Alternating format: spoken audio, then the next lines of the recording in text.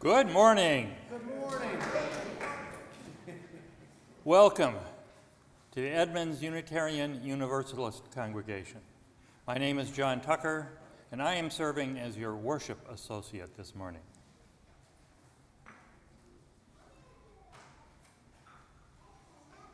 In preparation for our service, please pull out your phone and put it into worship mode, which in this hall means just turn off the ringer.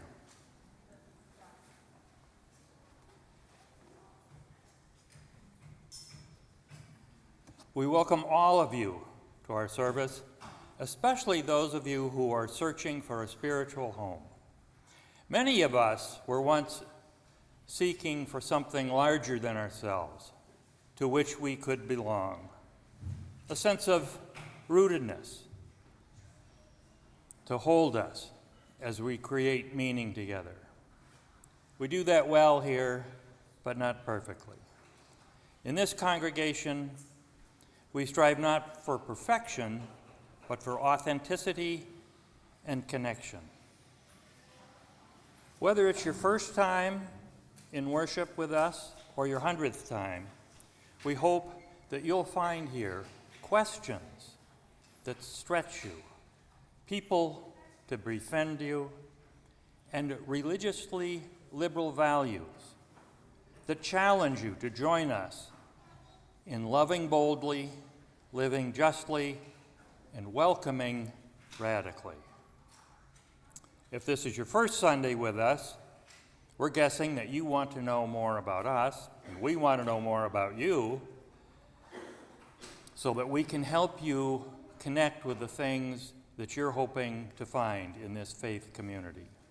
If that sounds good, and you're here on site this morning, please find someone at the welcome desk after the service and say hello. They're friendly, and they can tell you all about our congregation. Or if that sounds good and you're watching online, please go to our website at euuc.org. Click on the tab that says I'm New. When you do that, you'll find a drop-down menu with a link to our visitor form called What Are You Interested In? If you fill it out, we will send you more information about who we are and about who you can become if you choose to explore this amazing congregation.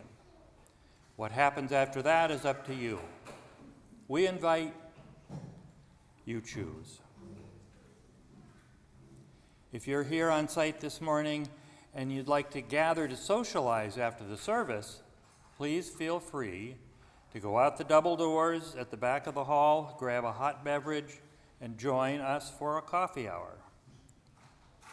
We welcome all children in our worship service, and we remind you that children are always welcome in all parts of our service, and the noises they make are sacred and holy. Can we have some noises? We're happy you're here. And now we open our service with our land acknowledgement.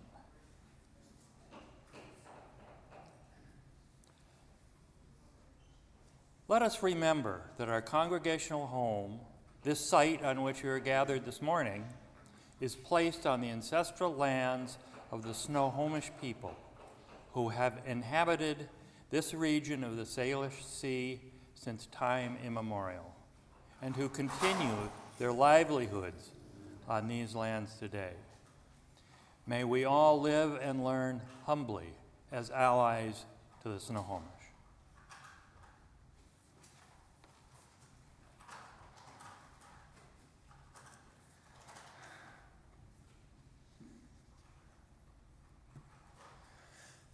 I'm going to light the chalice, which we do each time we gather, and then I'm going to tell you a little story.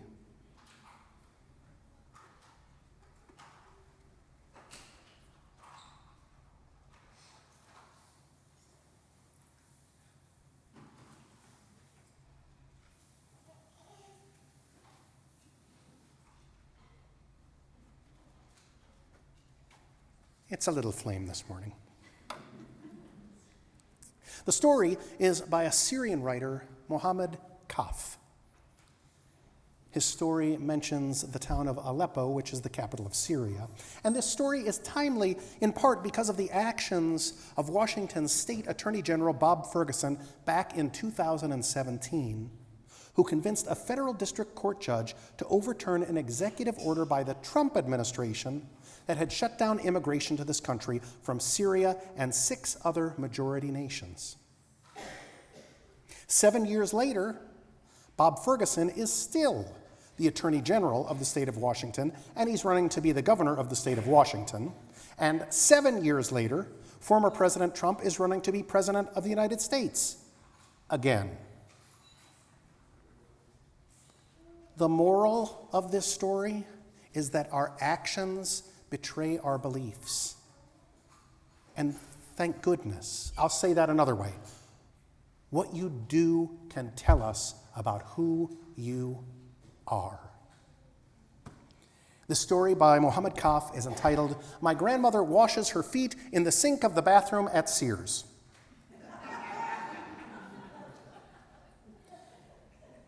Kaf writes, "My grandmother puts her feet in the sink of the bathroom at Sears to wash them in the ritual washing for prayer, wudu, W-U-D-U. Because she has to pray in the store or miss the mandatory prayer time for Muslims. She does it with great poise, balancing herself with one plump matronly arm against the automated hot air hand dryer after having removed her support knee highs and laid them aside, folded in thirds, and given me her purse and her packages to hold so she can accomplish this august ritual and get back to the ritual of shopping for housewares." Respectable Sears matrons shake their heads and frown as they notice what my grandmother is doing. An affront to American porcelain. A contamination of American standards by something foreign and unhygienic, requiring civic action and possible use of disinfectant spray. They fluster about and flutter their hands, and I can see a clash of civilizations brewing in the Sears bathroom. My grandmother, though she speaks no English, catches their meaning, and her look in the mirror says, "I have washed my feet over Iznik tile in Istanbul with water from the world's ancient irrigation systems.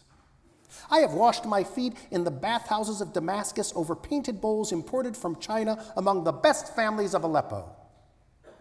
And if you Americans knew anything about civilization and cleanliness, you'd make wider wash basins anyway." My grandmother knows one culture, the right one, as do these matrons of the Middle West. For them, my grandmother might as well have been squatting in the mud over a rusty tin in vaguely tropical squalor, Mexican or Middle Eastern, it doesn't matter which, when she lifts her well-groomed foot and puts it over the edge. "You can't do that," one of the women protests, turning to me. "Tell her she can't do that." "We wash our feet 5 times a day," my grandmother declares hotly in Arabic. "My feet are cleaner than their sink." Worried about their sink, are they? I should worry about my feet. My grandmother nudges me. "Go on, tell them." Standing between the door and the mirror, I can see at multiple angles my grandmother and the other shoppers, all of them decent and good-hearted women, diligent in cleanliness, grooming, and decorum. Even now, my grandmother, not to be rushed, is delicately drying her pumps with tissues from her purse. For my grandmother always wears well-turned pumps that match her purse. I think in case someone from one of the best families of Aleppo should run into her here in front of the Kenmore display. I smile at the Midwestern women as if my grandmother has just said something lovely about them, and shrug at my grandmother as if they had just apologized through me. No one is fooled. But I hold the door open for everyone, and we all emerge on the sales floor and lose ourselves in the great common ground of housewares on markdown. Thus endeth the story. Two worlds existing in one bathroom at Sears and Roebuck. John will bring us our affirmation.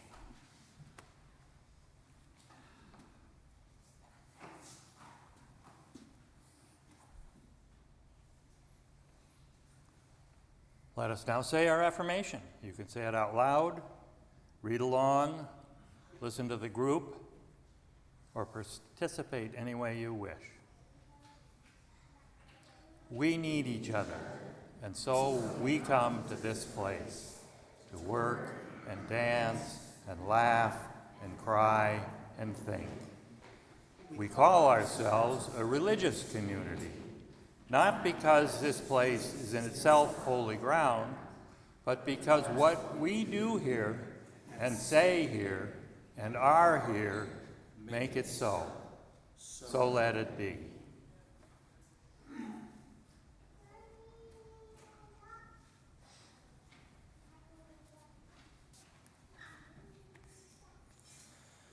Our hymn is number 121. It's in the big book, the big gray book, We'll Build a Land. I invite you to rise in body or spirit as works best for you and join us in singing. The words will also be up on our screen and at your screen, on your screens at home.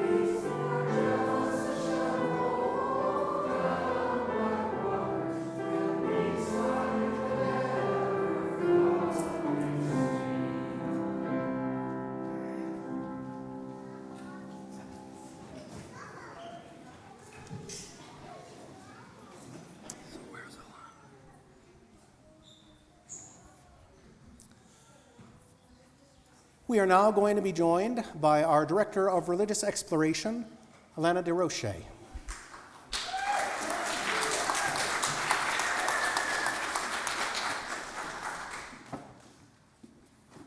Good morning, everybody. Good morning. For our Time for All Ages today, I am bringing a new tradition to EUUC. It's called the Blessing of the Backpacks.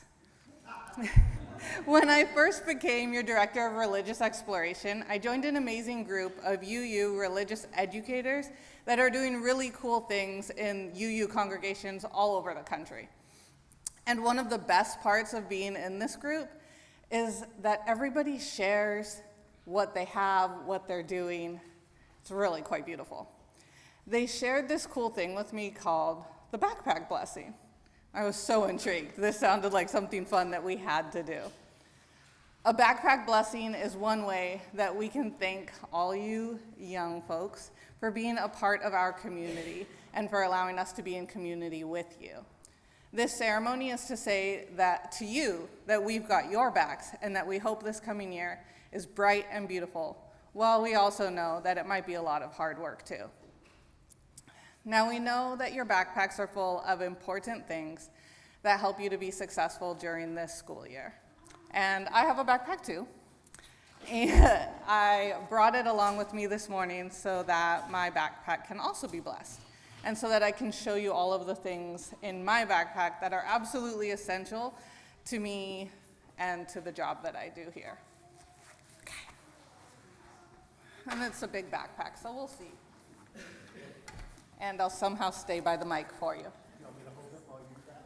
You can. That would be lovely. All right. So I'm going to show you what I've got in here. I have, if I can find it, it's a big backpack. A laptop. Laptops are amazing for getting your work done, right? A clipboard, currently empty, which is amazing. But that's only because I've got a whole book full of paper that I've been using instead to write down all the things that I need to do. I've got, goodness, pens galore. Most of them work.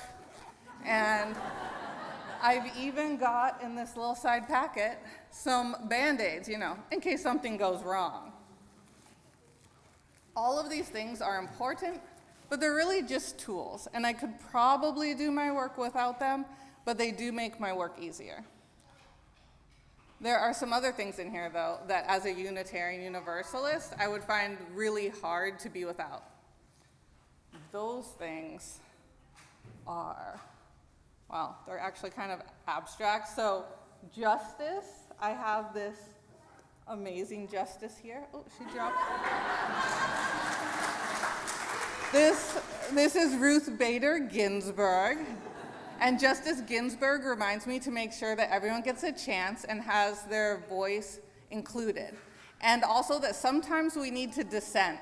That's a fancy word for disagree, and fight for the rights of ourselves and others. All right. Let's see what else I got in here. These are my AAC cards. AAC stands for augmentative, and alternative communication. I use these to communicate with kids who don't communicate the way that I do. They remind me to be welcoming to all and to help everyone feel like they belong.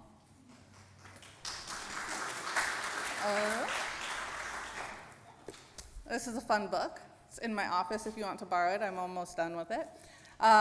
This book is Sing a Rhythm, Dance a Blues, Education for the Liberation of Black and Brown Girls. This reminds me to be open to learning and changing because we never stop learning as we grow. And pluralism. This is a pretty picture from my office. It's an elephant, but it's a collage of different cultures and religions. And this picture reminds me to keep my heart and mind open so that I can learn from others with a spirit of love and curiosity.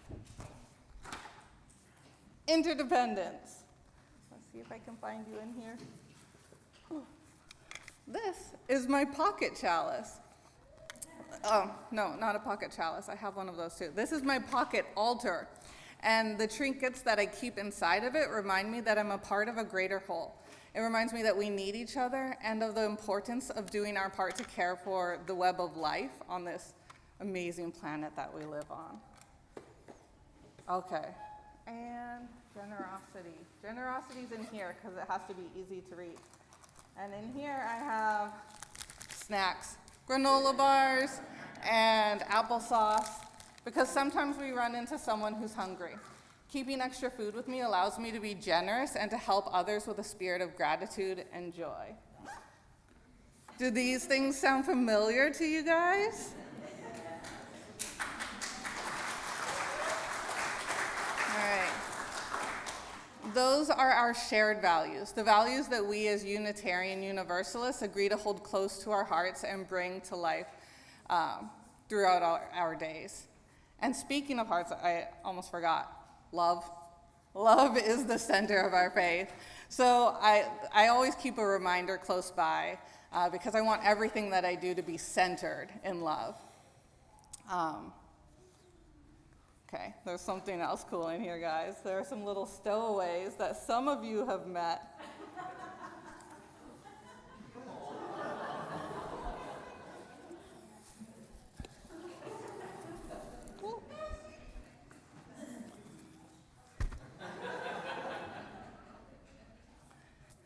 These are our EUUC jet pigs. These jet pigs help us to remember our shared values of Unitarian Universalism. Unitarian Universalism. Those are not words that you can say 5 times fast, or that I cannot say 5 times fast. All right, so jet pigs help us to remember because it's an acronym. So J is for justice, E is for equity, T for transformation, P for pluralism, I, interdependence, and G, generosity. And love is the fuel that powers them all. Okay, so, I don't actually keep all of these things in my backpack all of the time. But I do keep all of these things with me in one way or another. Some of these gifts are right here in my heart, and some of them are up here in my head. And some of these things live on the shelves in my office and just around the building. But I bet you guys also keep some gifts with you. It's also important to acknowledge, sometimes we get tired. Sometimes our loads are too heavy to bear. And sometimes life just feels like too much. And that's when it's a good time to remember who we are and that we have these shared values and who we want to be. So as you pack your backpack or your gym bag or your lunchbox or your purse or your briefcase, with all the tools that you need to do your daily work well, think about our shared values of Unitarian Universalism and the love that we carry with us wherever we go from our EUC community. Now, because sometimes our heads get full and our hearts get heavy, I'm going to give you a little blessing tag today that I made for you to put on your backpack. Not that you guys can see it from out there, but I'll hold it up for you. I made these little tags for you guys to take with you as you go out into the world. To complete our blessing of the backpacks, I'm going to ask that the grown-ups in the room help me read these blessing words aloud.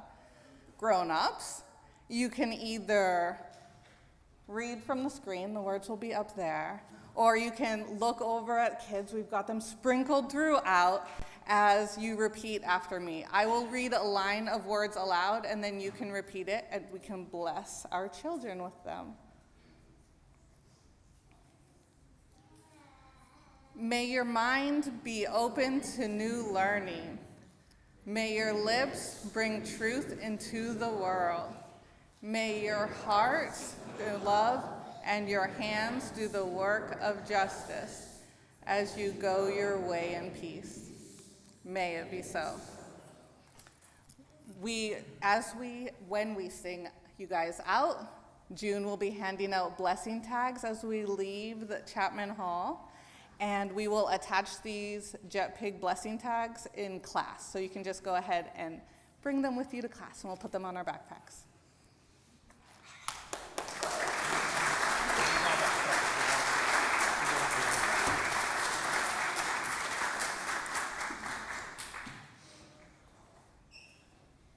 Did we get the picture of the tag up there? There we go.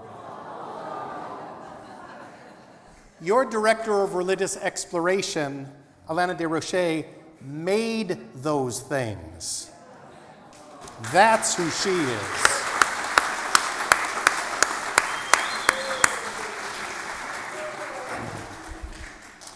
All right, now we're going to sing our youngest people out to their activities on this, the first day of religious exploration adventures for this congregational year, with a line from a Jim Scott song.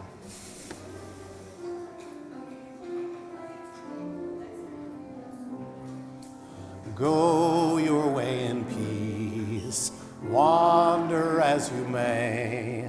Blessed is the path you take, may love guide you on your way. Go your way in peace, wander as you may. Blessed is the path you take, may love guide you on your way. Go your way in peace, wander as you may. Blessed is the path you take, may love guide you on your way.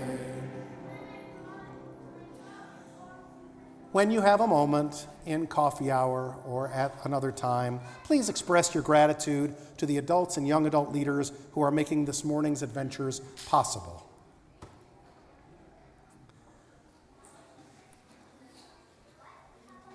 You might want to wait till they all get out.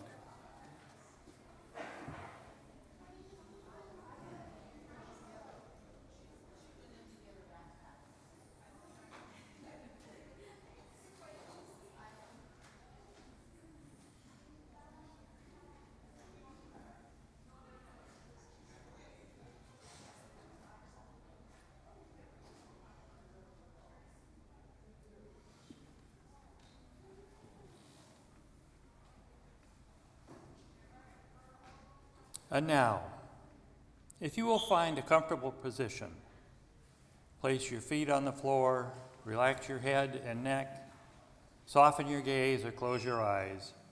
We will enter a time of quiet. As we enter the almost quiet, breathe with these words to companion you. May solace come upon you, power rise within you, and peace settle on your heart.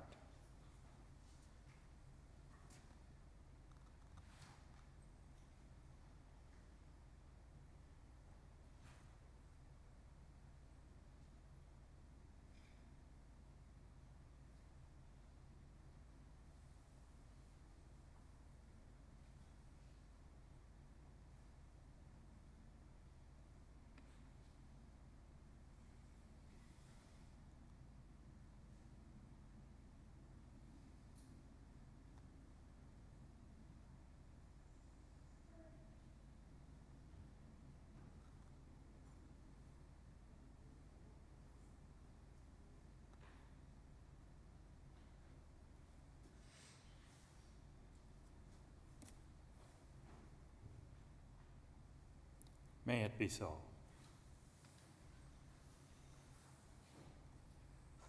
And now we have special music from Nick.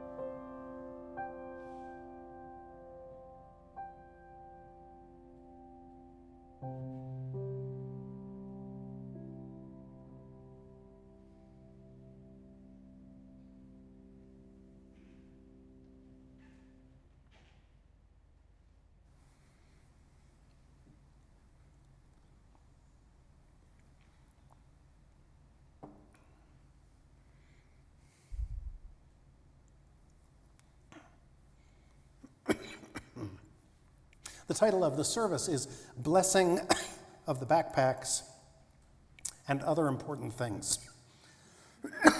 So we've done the blessing of the backpacks, and now it's time for the other important things.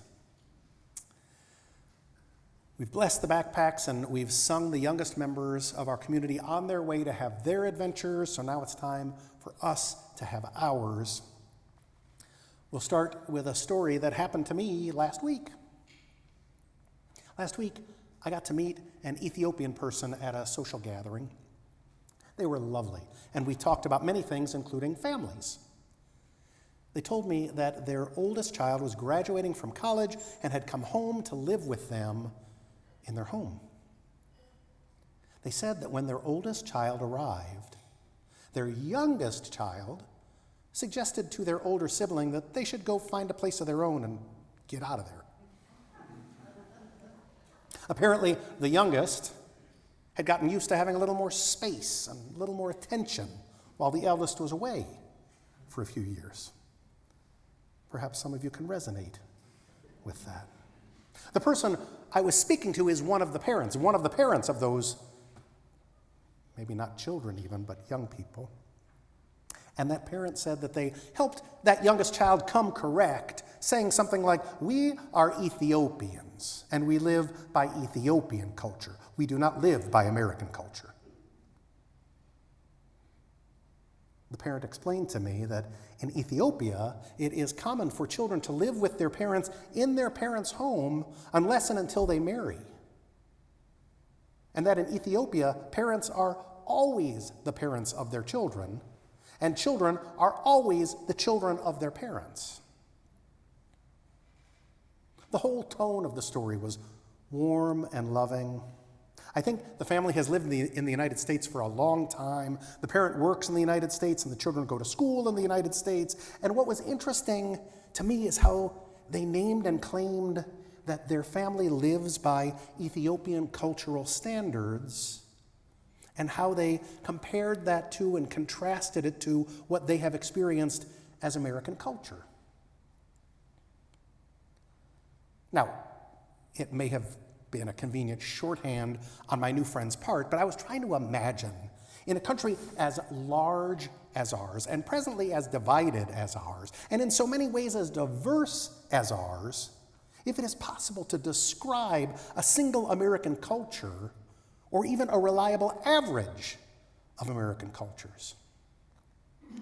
And yet for this person, for this purpose, there was a distinction. They were making a clear choice for their family. And in many ways, that feels sort of like the American way. I was thinking about that a few days later at our EUUC staff meeting this last week, EUUC Edmonds Unitarian Universalist congregation, our EUUC staff meeting last week. We were talking with Alana, who was just up here. Alana serves as our director of religious exploration, and she just helped bless the backpacks. And we were talking about using a religious education curriculum based on a TV show that Alana's parents would not allow her to watch when she was young. Apparently, her parents were concerned that watching what they probably considered to be trash television might make Alana rude. They too were making a clear choice for their family.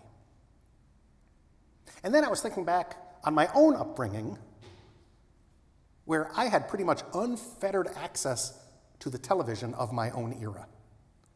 And I thought about how relatively rude I could be if left to my own devices, and how relatively not rude Alana is, and maybe her parents had a point.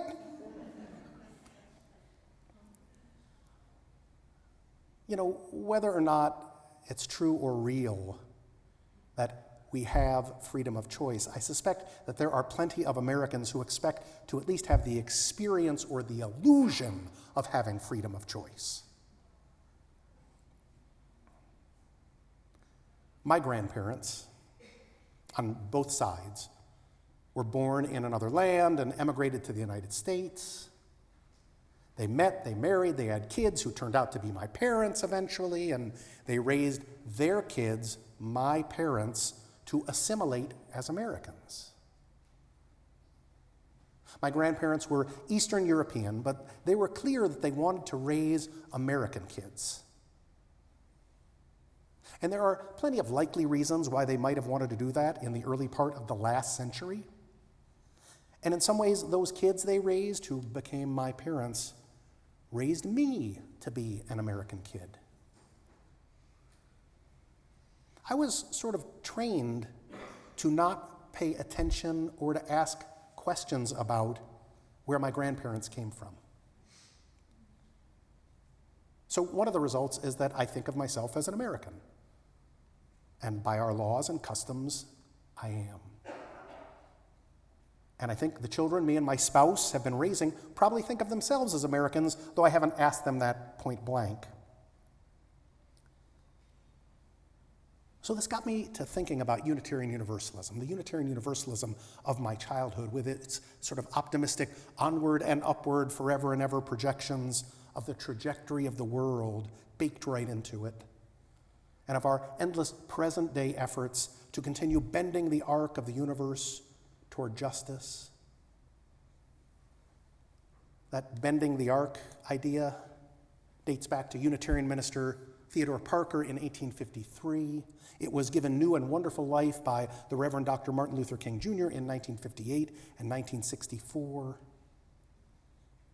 And in some ways, and along those same sorts of lines, America and much of the Western world has operated since the fall of the Berlin Wall in 1989 as if our values of prosperity, tolerance, freedom, democracy, and inclusion are absolutely going to take over the rest of the world. Writer Brian Klaas, K-L-A-A-S. Brian Klaas is an American political scientist, a contributing writer at The Atlantic, and an associate professor in global politics at University College London. These are some questions he asks about that assumption.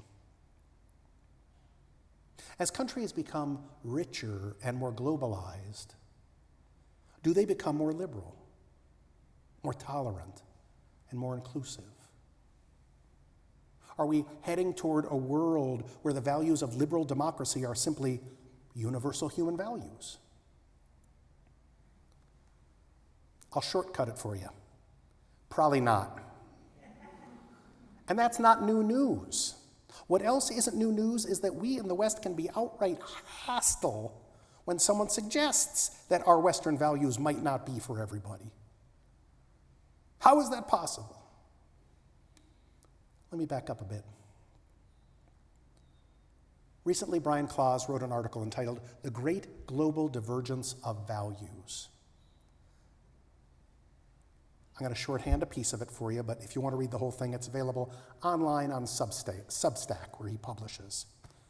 The Great Global Divergence of Values by Brian Klaas. In 1989, Francis Fukuyama, Deputy Director of the State Department of the United States, wrote an article called "The End of History," in which he said that he thought with the fall of the Berlin Wall in Germany, democracy had won. He believed that democracy had won over fascism and communism. Western democracies had become more tolerant and were willing to be more inclusive, and the assumption was that with a combination of economic development, exposure to global and theoretically more enlightened viewpoints, the world would slowly but inevitably become more modern. That's basically modernization theory. And modernization theory claims that as populations become wealthier and better educated, they will naturally move toward liberal democracy and liberal values. But there's a counter-argument to modernization theory brought forth by Samuel Huntington of Harvard, who wrote a book entitled Clash of Civilizations. Samuel Huntington said the world is divided up into cultural identities, and there's a small bunch of major civilizations that exist, and that those major civilizations will probably continue to exist. Huntington thinks that rather than coming together, that those major civilizations will always be in conflict. Here's another take on the matter. The world is a complicated place. And grand theories that try to explain everything with a simple statement are probably going to turn out to be not that useful and maybe wrong. A third approach toward trying to understand a bigger picture of the people in our planet is to survey them, as many as you can. And that's exactly what the folks running the World Values Survey are trying to do. You can find them online at worldvaluesurvey.org. So far, their study includes 400,000 responses from 70 countries. If you'll excuse me for just a moment. There we go. And what it looks like so far is that the West and the rest of the world that isn't considered to be the West are drifting further away from each other over time. And the research says that it's not one is moving in one direction and one is moving in the other. It's that all the movement is in the West. On average, we have become more tolerant and more inclusive. And the researchers from the World Values Survey, Joshua Conrad Jackson and Danila Medvedev, find evidence that global values are diverging. They say values emphasizing tolerance and self-expression had diverged most sharply and most especially between high-income Western countries and the rest of the world. So what does that mean? What does that look like in practice? Let's get granular and start right here in Chapman Hall at the Edmonds Unitarian Universalist congregation. On the first Sunday in October, EUUC member Brian Potter and I will be presenting a Sunday service on the erasure or invisibility of bisexuality in our culture. And if you do a search online for sermons on that topic in Unitarian Universalism, there's not a lot out there. I had to reach out to my colleagues to find an appropriate children's story for that Sunday because there just aren't many, and it turns out it's a story we've already used here this summer that Brian and I are going to repurpose. For a denomination as religiously liberal as Unitarian Universalism is, and for a congregation as religiously liberal as the Edmonds Unitarian Universalist congregation is, we are not as far along as we might like to think on the B part of LGBTQI+ issues. That being said, we are a part of the West that is moving toward many kinds of inclusivity a lot faster than a lot of other denominations and a lot of other civilizations.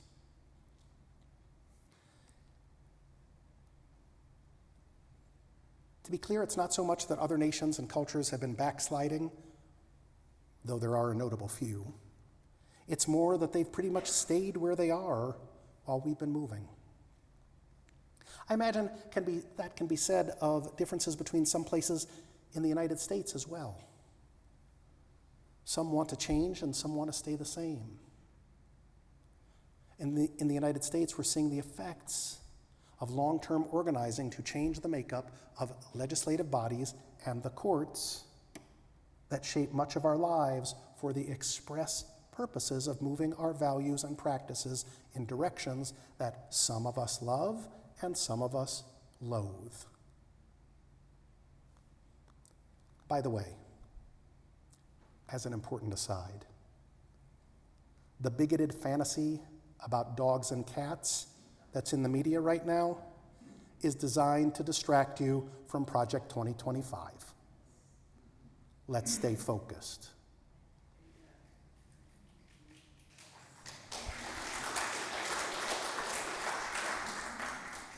Because if Project 2025 gets implemented, the fragmentation in our own nation will be magnified in short order.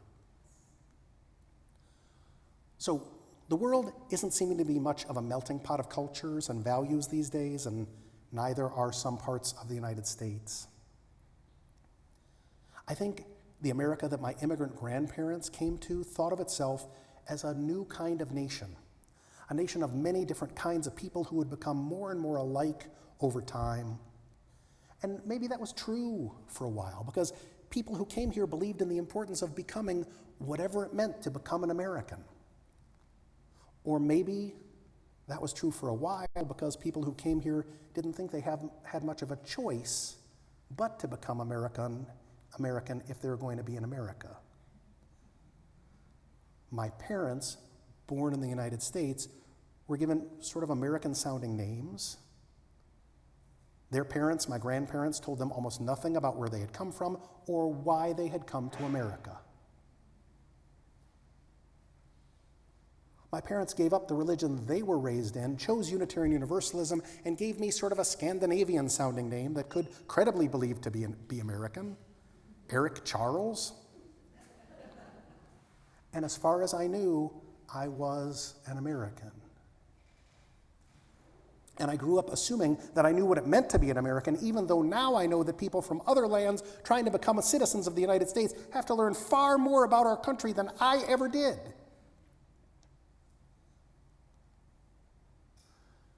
The idea of the melting pot as a symbol for the adoption of the American way of being by immigrants from Europe came to the consciousness of this country through a play by British writer Israel Zangwill that he titled The Melting Pot.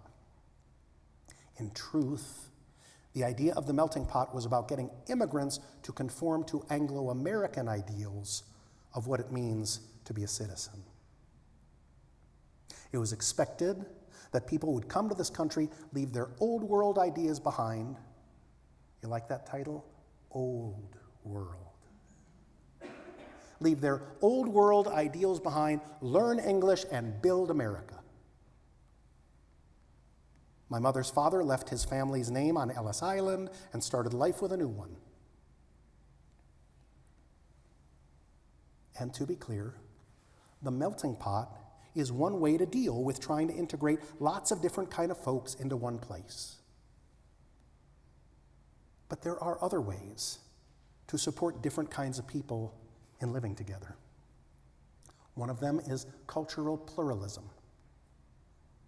Cultural pluralism envisions our society as something more like a mosaic or a quilt of cultural traditions and ethnic identities that, with some effort and intention, allows people to live alongside each other and alongside what used to be the Anglo-American majority in this country. Cultural pluralism was popularized by Horace Kellan, and it too came into being in the early 1900s. In cultural pluralism, the structure of a robust American democracy comes from ensuring equal rights, practicing religious tolerance, and supporting freedom of cultural expression. And there is strength in supporting ethnic and cultural distinctiveness when that is what's desired by the people themselves. A century later, rather than using the term cultural pluralism, we might call it multiculturalism. Some of you may have been here and may remember when we were visited by Pamela Seamonster of the Snohomish tribe. She preached from this pulpit. She's going to make a return visit to us on the second Sunday of October.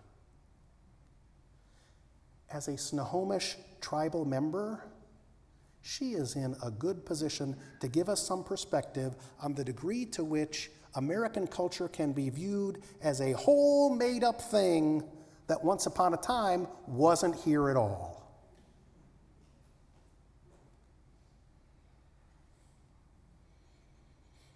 We began this morning with a story about an Ethiopian-American family embracing Ethiopian ideals about how a family should work. We heard a bit about one aspect of the family life of our director of religious education and how she grew up. And I told you a bit about the history of my own family and their ideas of how family should work. The America I believe in and work toward has room for all of these and for more. The Unitarian Universalism I believe in has some uniquenesses that we try to maintain. We light a chalice. But I know from being in our faith tradition for a lifetime that we are nourished by what is brought in to our ways of being by generation after generation of seekers, by seasoned Unitarian Universalist practitioners who have lived in other places, by mixed religious couples who find in Unitarian Universalism a comfortable enough place to be, and by families of so many descriptions. I resonate with the idea that our way of being and showing up is like a beautiful quilt or an intricate mosaic. There are so many ways to live a life and so many ways to be a community. Let us celebrate that. Let us be that celebration right here in Chapman Hall and out in the world.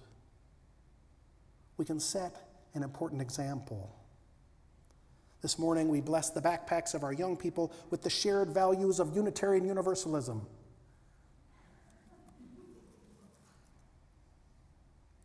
Justice, equity, transformation, pluralism, inclusion, and generosity practiced in a context of love.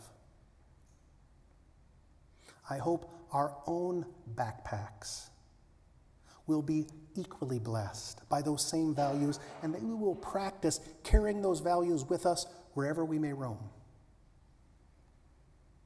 What we do and how we do it will tell the world about who we are. Go your way in peace. Wander as you may. Blessed is the path you take. May love guide you on your way. Amen. Ashe. May it be so.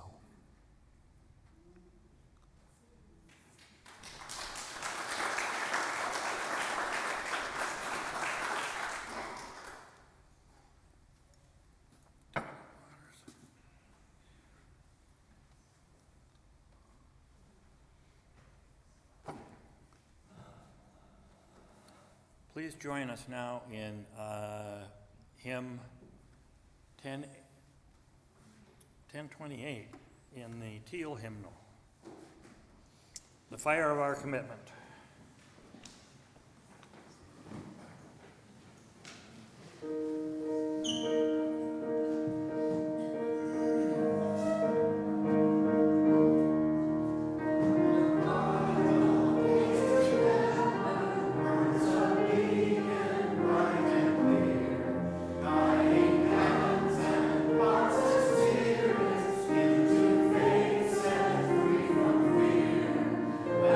Fire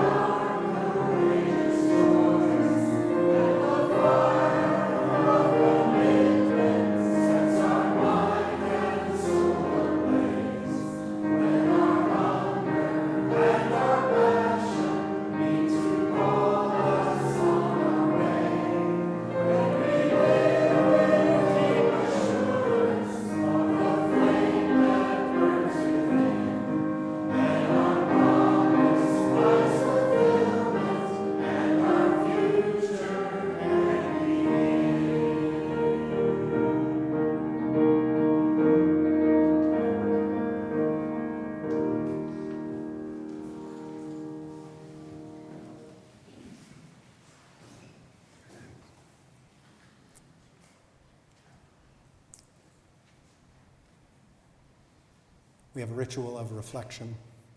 You are welcome to participate in it in any way that works well for you. A kind word or a thoughtful act, like a pebble dropped in water, sends ripples out into the world. Should you wish to make a promise or let go of one, remember someone, release a bit of pain, forgive yourself or someone else, or otherwise mark some important event or occasion, please feel free to step forward.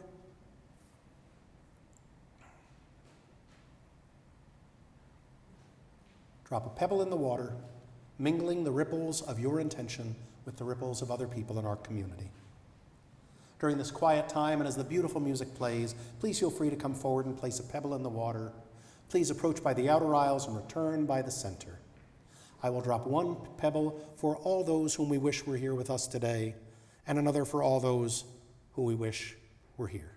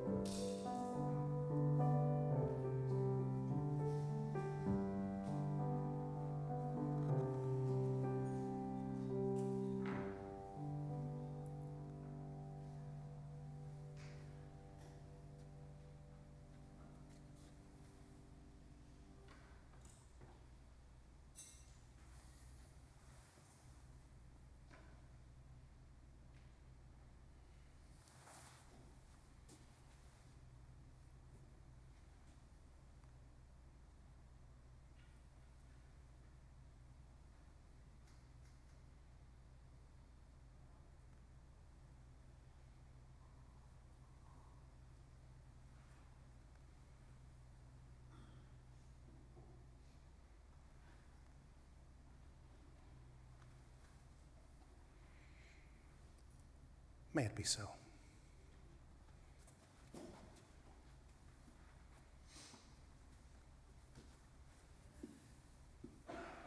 If you're new to our gathering, it's important for you to know that EUUC's weekly offering does not support the ongoing operations of this congregation. We support our congregation by making generous pledges of financial support that we pay month by month, year by year. Our Sunday offering is dedicated to going right out into the world to support organizations doing good works that align with and extend the mission of this congregation. Gathering together, nurturing the Spirit, living our vision of a just and sustainable world.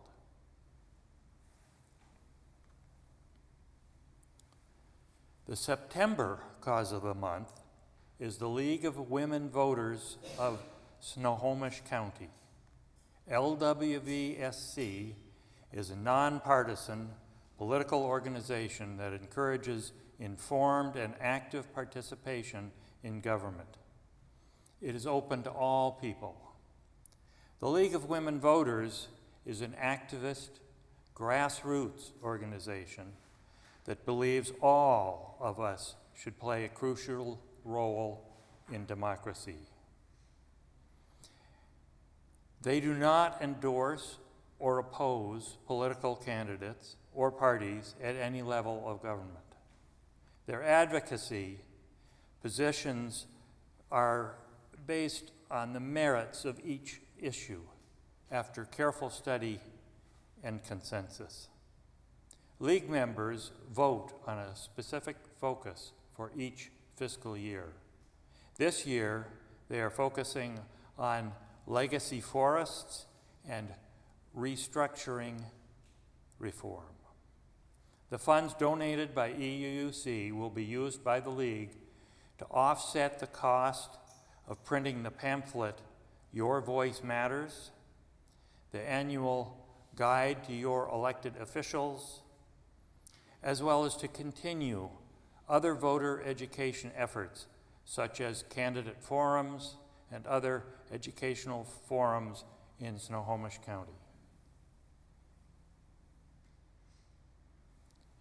Please help the League of Women Voters to continue their important work as they encourage informed and active participation in government, work to increase understanding of major public policy issues, and influence public policy through education and advocacy. This organization was nominated by Alice Owen. As always, thank you for your generous donations.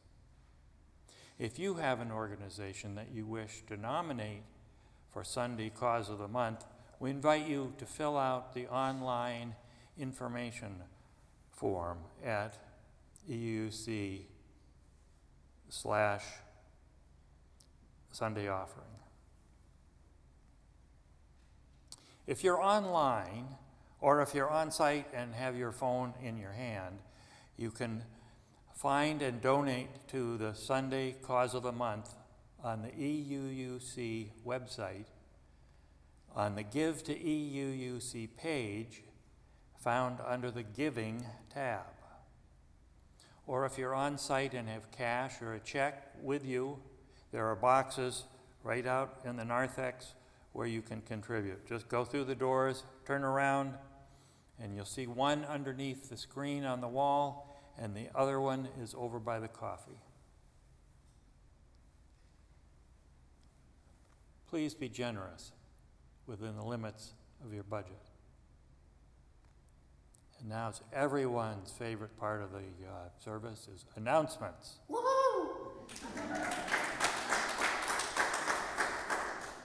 You may have noticed some paintings as you walked in today. These works are by our own Alice Owen. They are her invitation to you to look at nature up close. Her intimate pictures show us details of the natural world around us. If you're interested in purchasing a painting, please reach out to Alice, go to the office, or see Rachel Maxwell. Alice is contributing all proceeds from the sale of the paintings to EUC. Thank you, Alice.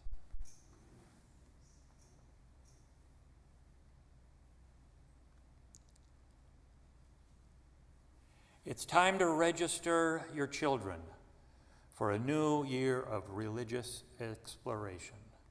We will continue to have programming through 12th grade on Sunday mornings this year, as well as 7th through 9th grade OWL, youth group, kid-friendly community service opportunities, and a few parent night out events.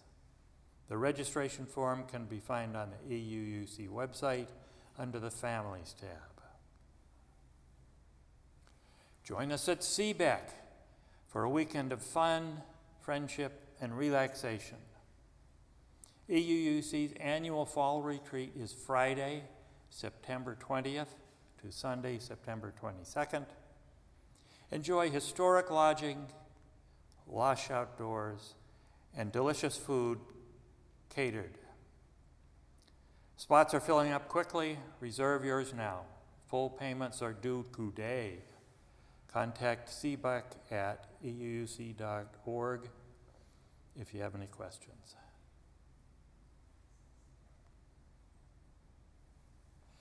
Tatiana Bravo is hosting a session of small group ministry this fall. Join lively intellectual discussion on topics such as courage, resilience, and boundaries. We will meet on Zoom Thursday, 7 p.m. to 8:30 p.m. every 2 weeks, starting Thursday, October 3rd. If you're interested, contact Tatiana Bravo via email through Breeze.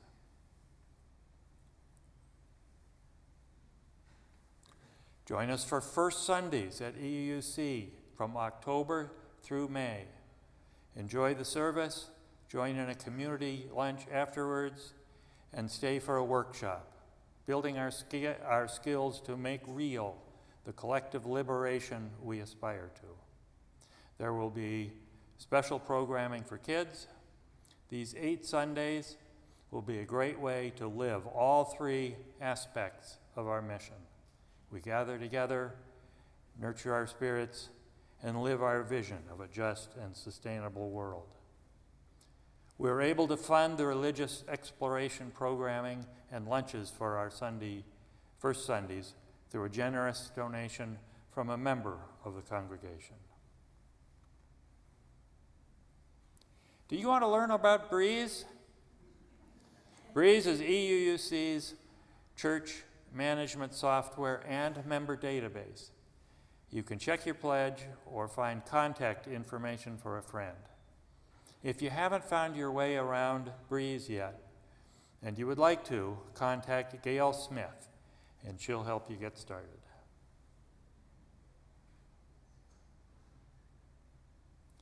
EUC's climate team is sponsoring For the Birds, a concert with poetry, imagery, and stories presented by the Nelda Swiggett Quintet, Sunday, September 22nd at 4 o'clock at the Edmonds United Methodist Church.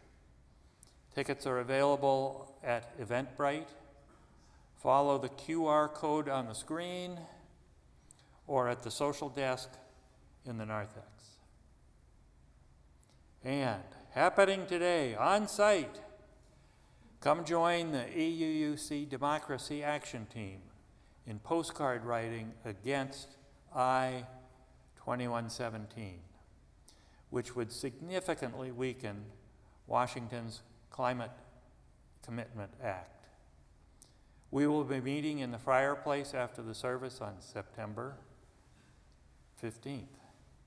All materials will be provided, and there is no need to sign up in advance. Please email Hazard and Breeze for more details.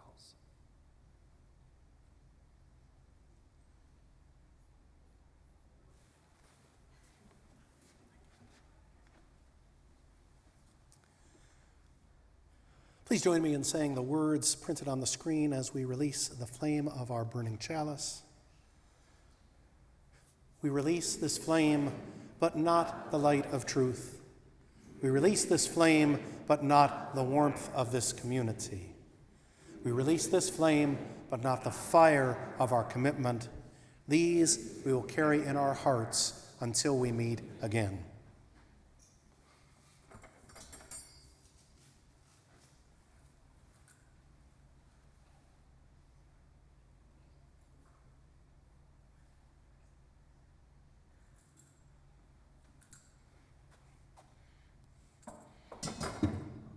I'm celebrating that our tiny but mighty flame made it all the way through the service.